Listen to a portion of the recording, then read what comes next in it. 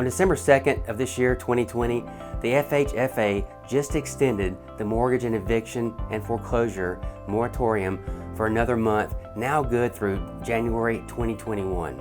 In this quick video, we're going to talk about why this is important, what it is, who it affects, and just as important, who it doesn't affect. I'm Brandon Vineyard. I've been listing bank foreclosures since 2002. If you would, take a quick moment, hit the subscribe button, hit the bell, get notified on any new videos that come out involving foreclosures, real estate, the housing market, anything and everything real estate related will be on this channel. So let's jump right into it. What is the FHFA? It's the Federal Housing Finance Agency, and their sole job is to regulate the GSEs, which are the government-sponsored enterprises. And that's Fannie Mae and Freddie Mac. So this extension only deals with Fannie and Freddie backed mortgages. And that's very important, and that's the whole point of the video that I want everyone to remember if you're watching this. This extension only deals with Fannie and Freddie loans. This is the FHFA press release that came out on December 2nd. Foreclosure moratorium applies to enterprise-backed mortgages. Eviction moratorium applies to enterprise-owned properties. So the foreclosure moratorium applies to enterprise-backed single-family mortgages only. Okay, this is very important. Single-family mortgages only, no multifamily and no commercial.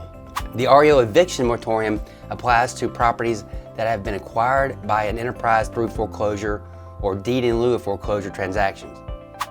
So they're saying any properties that Fannie Mae or Freddie Mac have that through foreclosure they already have, there's no evictions going to be going on with them. Now this is the fourth time they've extended this already, and I can promise you, in my opinion, there's going to be more. This will not be the last. There's way too much things going on in our country with the increase of COVID cases and the state of our unemployment.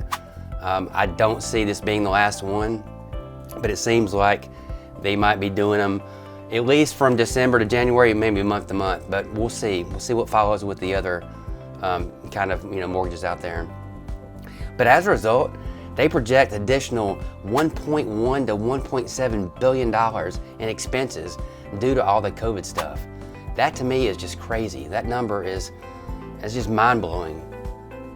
As long as the ban is in place, mortgage lenders can't proceed with foreclosure actions and also can't move forward with foreclosures that they were already in progress prior to the pandemic.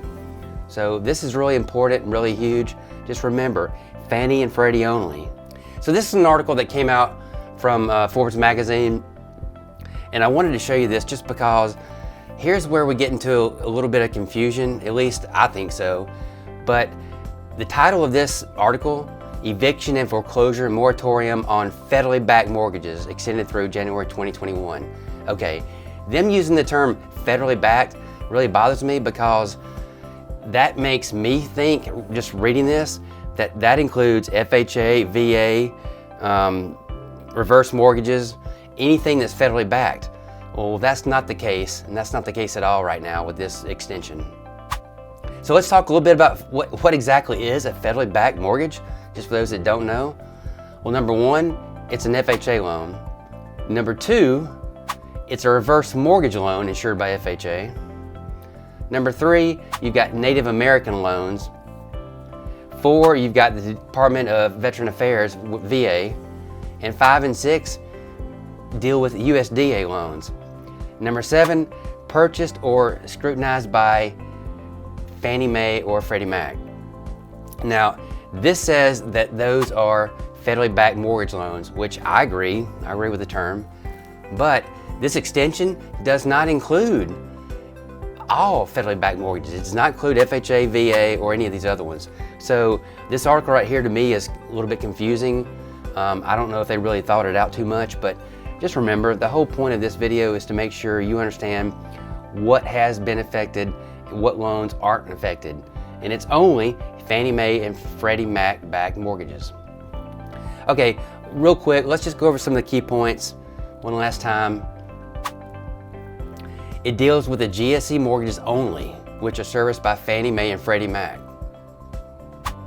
It has nothing to do with private mortgages whatsoever, with lenders like Bank of America, Wells Fargo, SPS, Mr. Cooper, Regions, Navy Federal, etc.